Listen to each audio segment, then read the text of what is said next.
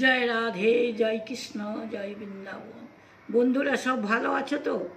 বন্ধুদের প্রতি আমার রইল আন্তরিক ভালোবাসা। আরে প্রেম সে কহো জয় রাধে রাধে। প্রেম বর্জন করো না, প্রেমকে বজায় রাখো। কৃষ্ণ প্রেমের প্রেমী হও। জয় নিতাই, জয় নিতাই, জয় রাধে শ্যাম, জয় রাধে। কৃষ্ণায় গোবিন্দায় দৈবকী নন্দনায় চ শেষ ক্লেশনাশায় গোবিন্দায় হোক। গীতা শুনুন, একটু গীতা শোনাচ্ছি আপনাদেরকে, শ্রবণ করুন।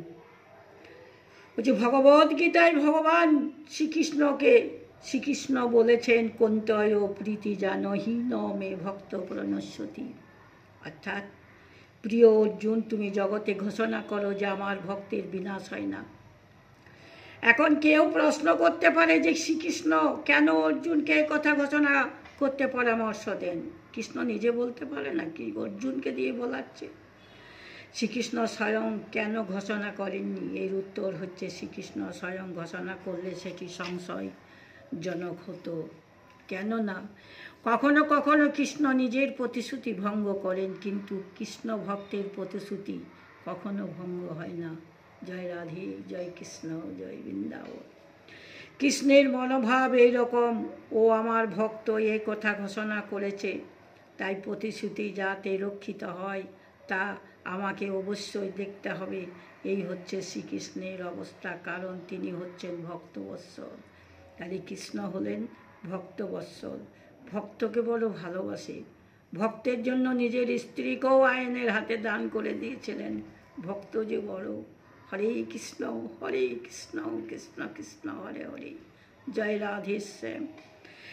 এই ভগবান শ্রীকৃষ্ণ বলেছেন, তুমি এ কথা ঘোষণা করো। আমি ঘোষণা করলে তোমাকে বিশ্বাস নাও করতে পারে, কিন্তু তুমি ঘোষণা করলে লোকেরা তোমাকে বিশ্বাস করবে, কারণ তুমি ভক্ত কিনা। ভক্তের কথা যদি আপনারা কৃষ্ণকে ডাকতে নাও পারেন, কৃষ্ণর ভক্তদিকে ভালোবাসেন। কৃষ্ণর ভক্তদিকে ভালোবাসলেই কৃষ্ণ পাওয়া যায়। জয় রাধে, জয় রাধে। এমনকি নিজ প্রতিশ্রুতি ভঙ্গ করলেও শ্রীকৃষ্ণ দেখতে চান যাতে তার ভক্ত প্রতিশ্রুতি পূর্ণ করা হয়। অতএব আমাদের সকলের কৃষ্ণ অনুশীলন করা কর্তব্য, এবং সকল অবস্থায় এমনকি ঘোর বিপদেও ঐকান্তিকভাবে কৃষ্ণ অনুশীলনে নিষ্ঠা হতে হবে। শ্রীকৃষ্ণের চরণার বিন্দে দৃঢ় শ্রদ্ধাবান হলে আমাদের কোনো বিপদ ঘটবে না। মনের বিশ্বাস রাখতে হবে, তবে তো গোবিন্দ লাভ করা যাবে। বিশ্বাস।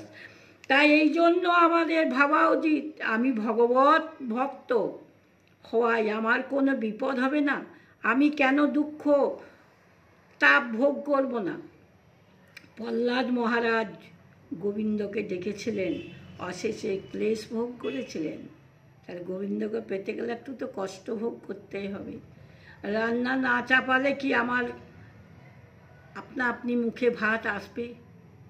গ্যাস বা উনুনে যাই হোক, গ্যাসটাকে ওভেনকে একটু উনুনটা জ্বলাতে হবে, তারপরে হাঁড়িতে জল দিতে হবে, তারপরে জল দিয়ে চাপাতে হবে, ভাত চাল ধুয়ে ফেলাতে হবে, তারপরে মাছ ফ্যান গলাতে হবে, তারপরে সবজি করতে হবে। তারপর তো নিজে নিজে কিছু হয় না, আমাদেরকে করতে। কর্মই শ্রেষ্ঠ।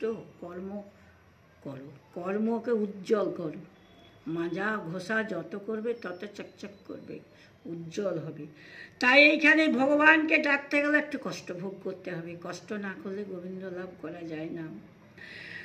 তাই পাণ্ডবেরা হরিদাস ঠাকুরের মতো অন্যান্য ভগবত ভক্তরা ক্লেশ ভোগ করেছেন, কিন্তু এইরকম দুঃখ দুর্দশায় আমাদের বিচলিত হওয়া উচিত নয়।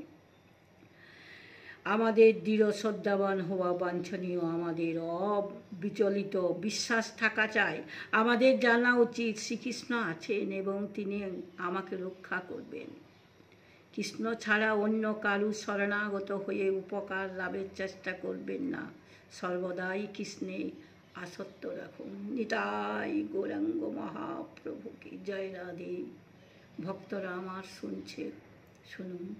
ভালো লাগলে কমেন্ট করুন, যদি ভালো লাগে শেয়ার করুন, যাতে আমি আরও পড়তে পারি, আপনাদেরকে শোনাতে পারি। জানেন তো, আমি পড়ার যা ধর্ম, আপনার শোনার আরও ধর্ম। একটু শুনলেও কর্ণকুহরে একটু সামান্য যদি শুনে নতেই কাজ হয়। এত চাই না, একটু হলেই হয়।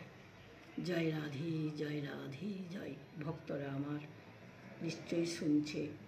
গীতা বলুন, গীতা পড়ুন, গীতা শুনুন, গীতা জয় গীতা। সর্বধর্ম পরিত্যাজাং মামেকং শরণং ভজ অহং তা সর্বপাপাঘ্যং মোক্ষায়িষ্যামি মা শুচি।